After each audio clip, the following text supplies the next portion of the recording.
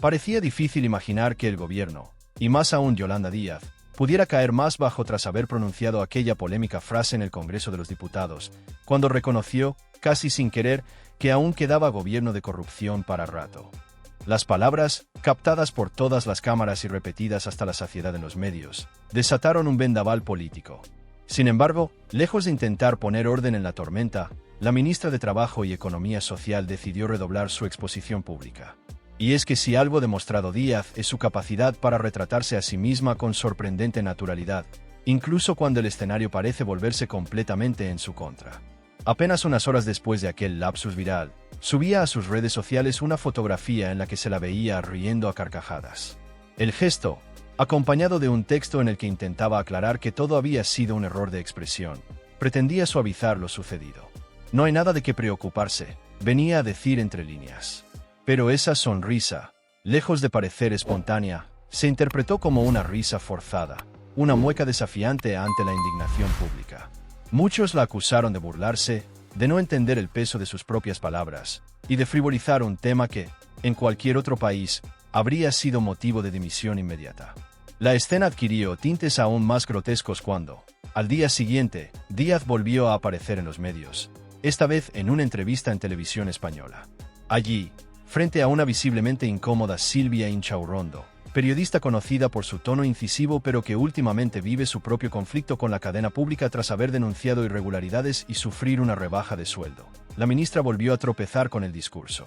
Al ser preguntada por los presupuestos generales del Estado, Díaz aseguró con firmeza que van muy bien, aunque sin ofrecer ni fechas ni detalles concretos. Estamos trabajando con seriedad, repitió en varias ocasiones, como si la insistencia pudiese suplir la falta de respuestas. La periodista, consciente de malestar general, no tardó en acorralarla. Pero hay una fecha límite para presentarlos, ¿no? Porque ya estamos fuera de plazo. El silencio que siguió fue tan elocuente como la respuesta que vino después. La ministra balbuceó algo sobre el techo de gasto y el carácter expansivo de los próximos presupuestos, sin aclarar en qué consisten ni cuándo estarán listos. La evasiva recordó a las excusas de un alumno que intenta justificar que no ha hecho los deberes. Resulta paradójico. Si un ciudadano o un autónomo presentara sus impuestos fuera de plazo, el Estado no dudaría en sancionarlo con toda su dureza.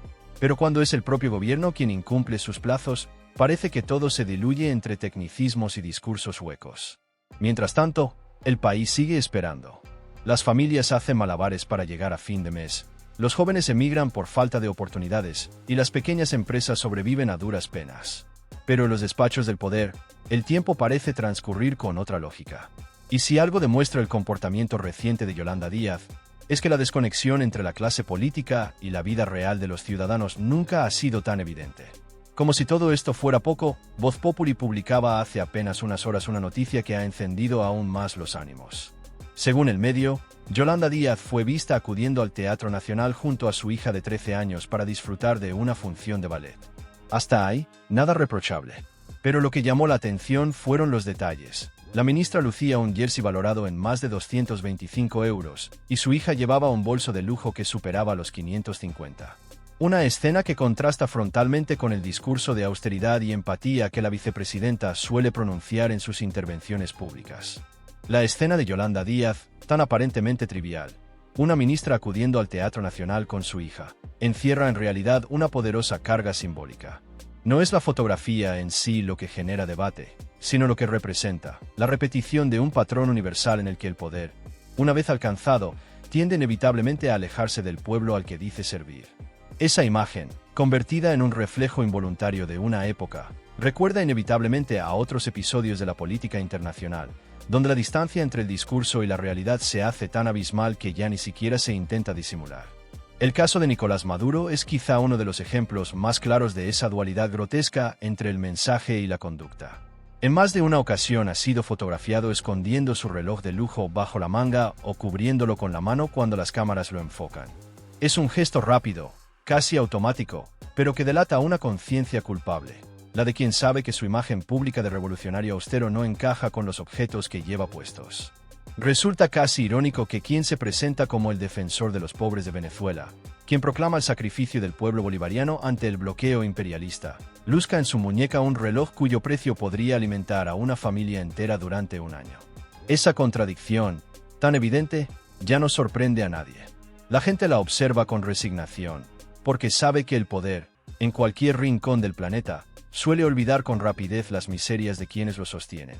Algo parecido ocurrió hace poco en Francia, aunque bajo un envoltorio más sofisticado. Un diputado de extrema izquierda, conocido por su discurso incendiario contra la élite económica, se preparaba para hablar ante la prensa sobre las injusticias del sistema capitalista. Justo antes de comenzar, miró su muñeca y se dio cuenta del detalle que amenazaba con dinamitar toda su credibilidad. Un reloj de alta gama, reluciente, de esos que cuestan varios miles de euros. En cuestión de segundos, intentó cubrirlo con la manga de su chaqueta, pero ya era demasiado tarde. Las cámaras captaron el momento. La imagen corrió por las redes y en pocas horas se convirtió en símbolo de la hipocresía política. Los mismos que predican la igualdad, los que piden sacrificios al pueblo, terminan sucumbiendo al mismo lujo que dicen combatir. Lo que diferencia a España de estos ejemplos es que aquí, sencillamente, ya no parece existir el más mínimo intento de disimulo. No hay pudor, ni siquiera la necesidad de guardar las apariencias.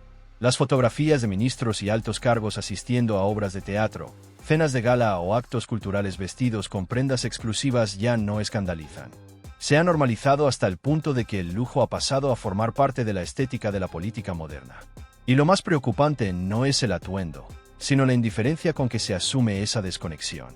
Mientras el gobierno insiste en que la economía española va como un tiro, las imágenes que llegan desde los círculos de poder revelan un relato paralelo, el de una élite que vive en una realidad completamente distinta a la del ciudadano común.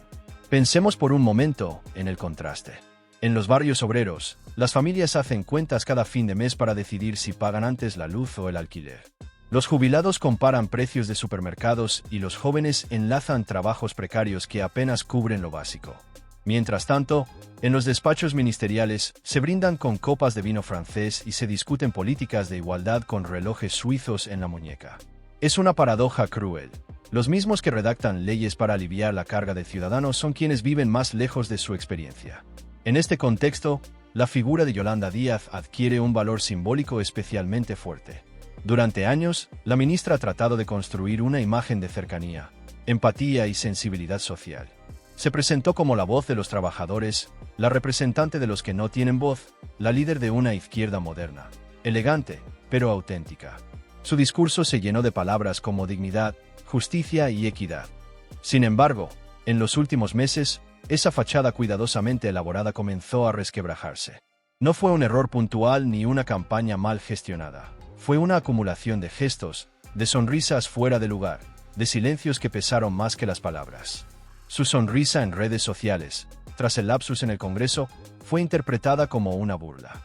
Sus evasivas ante las preguntas sobre los presupuestos, aquellos que nunca llegan a tiempo, su aparente despreocupación por los plazos, su tono condescendiente al decir estamos trabajando con seriedad.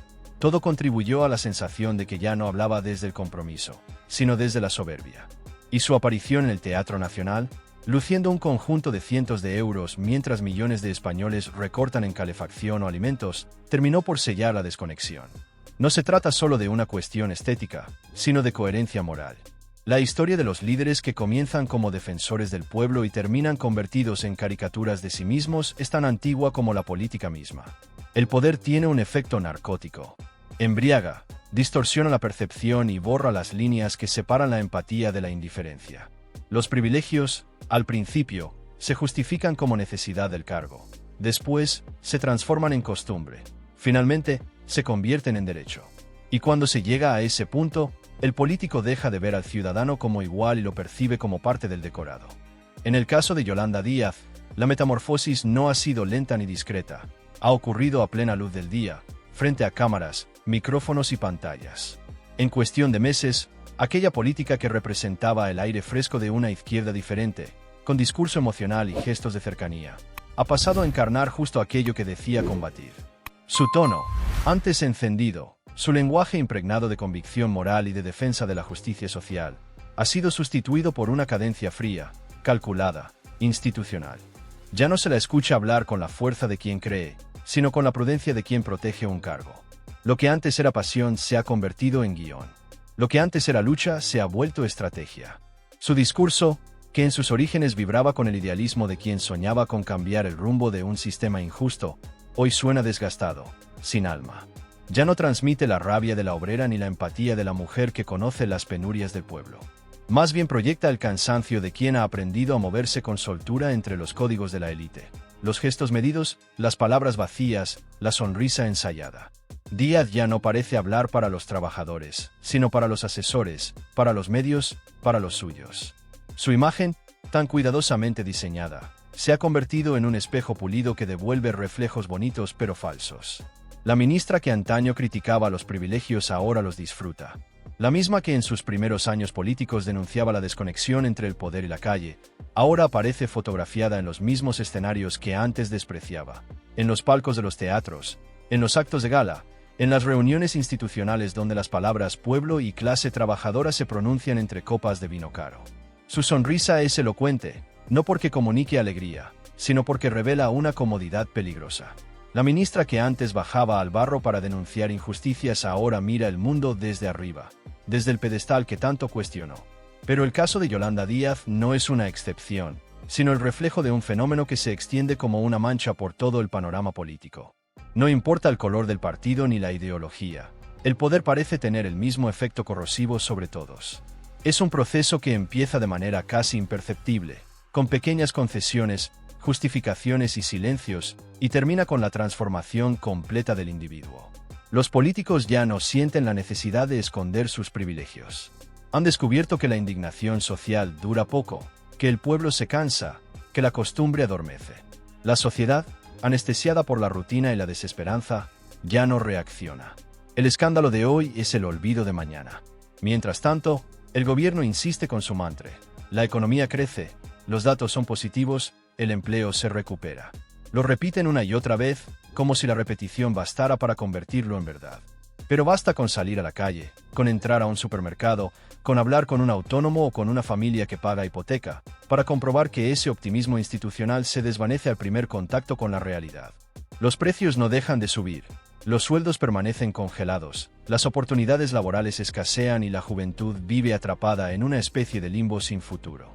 Las cifras oficiales hablan de progreso, pero en los bolsillos de la gente ese progreso es invisible, casi imaginario. El contraste es tan brutal que resulta insultante. Mientras en los informes del gobierno se habla de reactivación económica, miles de familias tienen que elegir entre llenar la nevera o pagar la luz. Mientras los portavoces celebran los niveles históricos de empleo, las estadísticas esconden contratos temporales, precarios y mal remunerados. Mientras se felicitan por la reducción de la desigualdad, los alquileres alcanzan cifras inasumibles para una generación entera. Todo se sostiene sobre un discurso que no resiste la prueba de la realidad. Y lo peor de todo es que, ante esta brecha, la respuesta oficial no es la rectificación, sino la propaganda. Lo verdaderamente perturbador es la serenidad con la que se asume esta desigualdad estructural. Ya no se trata de errores o despistes, sino de una aceptación silenciosa del sistema tal y como es. Los líderes, en lugar de corregir, lo maquillan. Utilizan palabras que suenan bien, frases redondas, conceptos diseñados para adormecer la conciencia colectiva. Transición justa, reparto equitativo, resiliencia social, agenda verde. Son expresiones pulidas, amables, perfectamente calibradas para sonar progresistas y comprometidas. Pero detrás de ellas no hay nada tangible. Son envoltorios vacíos que esconden la misma verdad de siempre: que los sacrificios recaen sobre los mismos hombros, los de quienes sostienen el país mientras las élites se reparten los beneficios. La clase media, los autónomos, los pequeños empresarios, los jóvenes sin expectativas, las familias que viven al límite, los pensionistas que cuentan monedas, todos ellos cargan con el peso de un Estado que se premia a sí mismo por su gestión eficaz. Los mismos que piden esfuerzo al pueblo se otorgan aumentos salariales, dietas, privilegios y prebendas. Los mismos que hablan de justicia social viajan en coches oficiales y se alojan en hoteles de 5 estrellas. Y lo más inquietante es que todo esto se hace con naturalidad, sin el menor atisbo de culpa. En ese contexto, Yolanda Díaz, con su sonrisa silenciosa, se convierte en el símbolo perfecto de esta nueva casta política. Sus gestos, la risa tras el lapsus, el silencio ante las críticas, la indiferencia ante los plazos incumplidos, la visita al Teatro Nacional con prendas de lujo, no son simples descuidos. Son declaraciones de impunidad, señales de una clase dirigente que ya no siente la necesidad de justificarse ante nadie. En otros países, los políticos todavía intentan esconder su riqueza, disimular su ostentación, mantener al menos la apariencia de modestia. En España, en cambio, el lujo se exhibe sin pudor. Se presume, se normaliza, se integra como parte del personaje. Y cuando el lujo se convierte en identidad política, la desconexión con el pueblo se hace irreversible. Las calles y los despachos dejan de pertenecer al mismo país. En uno se respira preocupación, cansancio, miedo al futuro.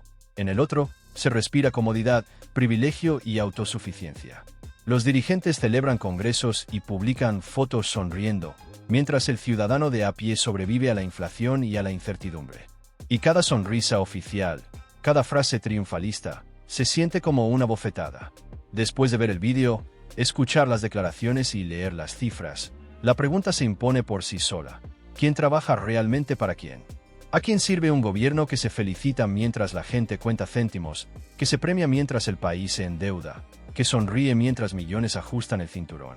Tal vez, como sugiere la sonrisa de Yolanda Díaz, lo que muchos interpretan como un lapsus no sea más que una verdad filtrada por accidente.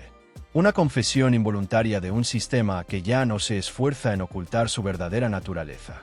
El poder, cuando se acostumbra a mirarse al espejo, deja de ver lo que hay más allá del reflejo.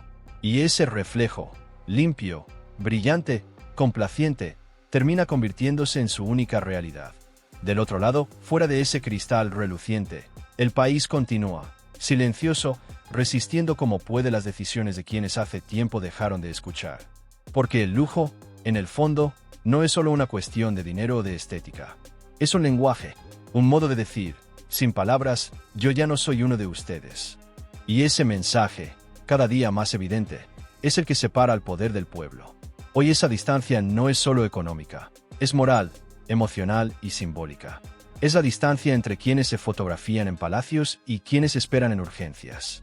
Entre quienes brindan por el crecimiento y quienes piden préstamos para pagar la calefacción. Entre quienes escriben discursos y quienes viven las consecuencias. Esa brecha, cada vez más profunda, no se cerrará con sonrisas ni con promesas. Se cerrará, si acaso, cuando el poder vuelva a recordar que gobernar no es exhibir, sino servir. Y de momento, todo indica que ese recuerdo se ha borrado de la memoria de quienes hace mucho dejaron de mirar al país y empezaron a mirarse solo a sí mismos.